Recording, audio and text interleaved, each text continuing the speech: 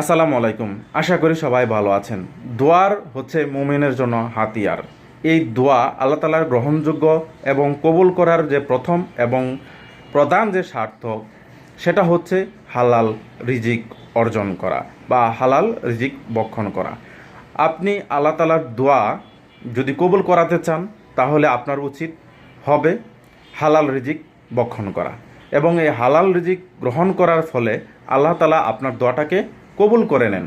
অনেকে আছে যা হারাম রুজি রোজগার অর্জন করে এবং নিজেও এবং পরিবারের জন্য ব্যয় করে থাকে, কিন্তু আল্লাহ তাআলার কাছে দোয়া করে এই দোয়াটা তার জন্য কবুল হয় না।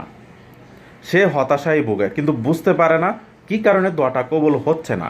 কিন্তু সে যদি তার অর্থনৈতিক বিশ্লেষণ করে থাকে তাহলে দেখতে পারবেন যে বা বুঝতে পারবে যে তার সবচাইতে বড় বাধা রয়েছে দোয়া না কবুল হওয়ার, সেটা